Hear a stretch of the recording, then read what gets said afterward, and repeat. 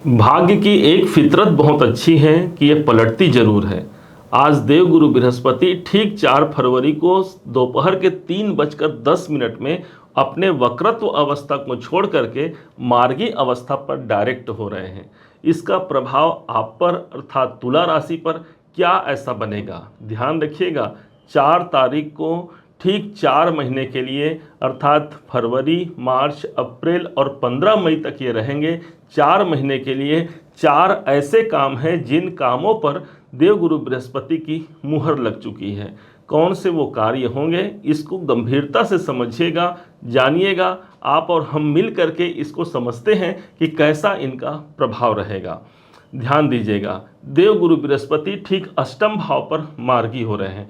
यूं देखा जाए तो अष्टम भाव पर गुरु का मार्गी होना या फिर अष्टम भाव पर गुरु का होना कोई अच्छा संयोग नहीं माना जाता, लेकिन ये स्थान रुकावट का है। एक बात आप ध्यान रखिएगा, गुरु को कहा जाता है स्थान हानि करे जीवा, अर्थात जहाँ पर होते हैं उस स्थान की हानि करते हैं। अर्थात ये जब मार्गी होंगे तो अष्टम भाव आपके रुकावट और आपकी बाधाओं का है, उन बाधाओं उन रुकावटों की हानि करेंगे। तो ये तो हमारे लिए अच्छा हो गया ना भाई, कि जो खराब है उसको ये हानि करेंगे, उसको नुकसान पहुंचाएंगे। अर्थात हमारे जीवन में कोई बाधा और परेशानी है, उससे बाहर निकलने के लिए देवगुरु बृहस्पति आज मार्गी अवस्था पर आ रहे हैं। इस समय पर हमारे जीवन में बदलाव आता है। अष्टम भाव हमारे जीवन के बदलाव को रिप्रेजेंट करता है। देख लीजिएगा, जो समय अभी निर्धारित हुआ है 4 फरवरी से 15 मई तक का समय, एक विशेष बदलाव को हमारे जीवन में आत्मसात करा पाता है। जितना देवगुरु बृहस्पति अच्छे होते हैं उससे भी अच्छी मानी गई है इनकी दृष्टियों को। तो पहला परिवर्तन या पहला जो पॉइंट हमने समझा बदलाव। अब आगामी जो दूसरे नंबर का पॉइंट है, इसको आप बड़े ध्यान से समझिएगा। देवगुरु बृहस्पति अष्टम भाव पर तो बैठे हैं, लेकिन इनकी जो दृष्टि पड़ रही है, 5वीं दृष्टि, वो सीधे जा रही है 12वें घर पर। 12वें घर पर गुरु की दृष्टि का जाना, आप विदेशों में हैं या विदेश से संबंधित कोई काम करते हैं या इंपोर्ट एक्सपोर्ट में हैं, या आप इंडिया में रह करके ही बाहर किसी अन्य कंट्री में आपका कोई ऑनलाइन बिजनेस है, उन सब लोगों को यहाँ पर प्रॉफिट मिलने वाला है। गुरु की दृष्टि 12वें घर पर है। बहुत दिनों से सोच रहे हैं कोई इन्वेस्टमेंट करना है, कोई निवेश करना है, ये समय 12वें घर एक्टिवेट होने के कारण आपके निवेशों का प्रतिफल आपको दिलाएगा। चाहे आपने पूर्व में कोई निवेश किया है, मेहनत किया है, या कहीं आपने पैसा लगाया है, उन धन संबंधी कार्यों में भी देवगुरु बृहस्पति आपको 12वीं दृष्टि देकर के, 12वें घर पर इनकी 5वीं दृष्टि देकर के आपको परेशानियों से मुक्त करता है। 12वां घर मूलतः यदि देखा जाए तो मुक्ति का होता है, और देवगुरु बृहस्पति स्वयं एक ऐसे स्थान पर हैं जो मोक्ष त्रिकोण का स्थान होता है। अर्थात अष्टम भाव पर मोक्ष त्रिकोण का भाव हो गया। यहाँ से ये देखेंगे 12वें घर को, अर्थात कुछ खर्चे अधिक बने हुए हैं। हमने इनकम तो प्राप्त किया, लेकिन खर्चे उससे ज़्यादा बने हुए हैं, उस पर नियंत्रण रखना देवगुरु बृहस्पति का दूसरा परम कर्तव्य होगा।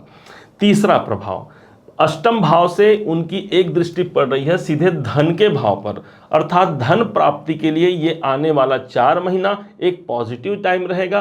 आपने कोई काम किया, उस कामों का आपको दुगना मूल्य प्राप्त हो सकता है, या यूं मानिए जो हमने मेहनत किया, जो हमने परिश्रम किया, वो धन प्राप्ति के रूप में हमको प्राप्त होता है। अष्टम भाव पैसों की फसाहट है और द्वितीय भाव हमारे धन का होता है। तो इस समय पर जो पैसे फंसे हुए हैं, जो धन की प्राप्ति हमको आनी है, इस समय पर वो पॉजिटिविटी काफ़ी अधिक बढ़ जाती है, जहां पर फंसे हुए धन की प्राप्ति का होना।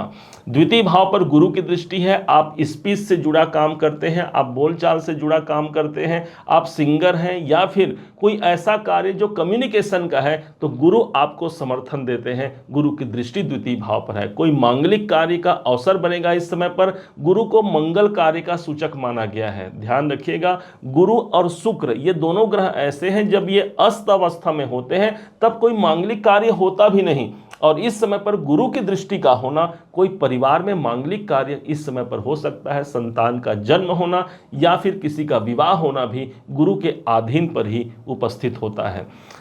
अब इसके बाद जो अंतिम और चौथा जो प्रभाव होता है, उसको बड़े ध्यान से समझिएगा। गुरु के पास 9वीं दृष्टि होती है। काल पुरुष की आप कुंडली देखिए, वहाँ पर 9वें भाव के स्वामी गुरुदेव होते हैं। अब यही गुरुदेव की नवम दृष्टि जो पड़ रही है सीधे चतुर्थ भाव पर पड़ रही है। यकीन मानिए कि कोई प्रॉपर्टी से जुड़ा कोई काम है, कोई जमीन कोई जायदाद से जुड़ा काम है, वो इस समय पर सॉल्व होगा। आपके लिए कोई वाहन खरीदना चाहते हैं, वाहन खरीदने का ये योग बनाते हैं गुरुदेव। गुरुदेव की दृष्टि पड़ रही है नवम भाव पर। घर में कुछ नवीनीकरण करने का एक योग बनता है। अपने मातृभूमि पर जा करके अपने जो जन्म स्थान के जो लोग हैं उनसे मिलने का ये समर्थन करते हैं गुरुदेव। चतुर्थ भाव हमारे सुख और शांति का होता है, तो ये समय मेरे सुख और शांति का समय है, जहां पर गुरुदेव अष्टम भाव से बैठ करके उनकी दृष्टि पड़ रही है चतुर्थ भाव पर। एक गुरु को देखेंगे आप तो यही गुरुदेव आपके लिए छठे भाव के स्वामी हैं, अर्थात नौकरी भाव के स्वामी हैं। और वो जब मार्गी होंगे, कोई नौकरी प्राप्त होने का जॉब के दृष्टिकोण से भी छठे भाव के एक्टिवेशन से नौकरी के लिए भी अनुकूल परिस्थितियां ही यहाँ पर प्राप्त होती हैं।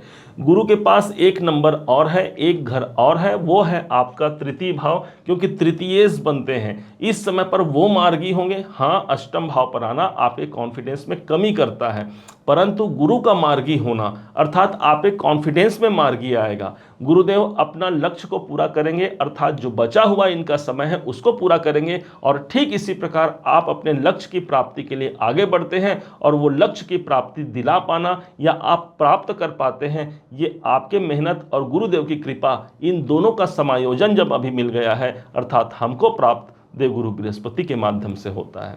कैसे देवगुरु बृहस्पति को और मजबूत बना करके इनके लाभ को लिया जाए, ध्यान दीजिएगा। अष्टम भाव पर गुरुदेव विद्यमान है। अष्टम भाव गुप्त कार्यों का होता है, इसलिए इस समय पर ओम ब्रीम बृहस्पतये नमः इस मंत्र का किसी भी गुरुवार के दिन बैठ करके आपको जाप करना चाहिए। हो सके तो प्रतिदिन इस विधि को अपना लीजिए। ओम ब्रीम बृहस्पतये नमः इस मंत्र के जाप से गुरुदेव की कृपा मिलती है, और यही गुरुदेव अष्टम भाव पर बैठे हैं, हमारे जीवन को परिवर्तनीय न बना दे तब कहिएगा।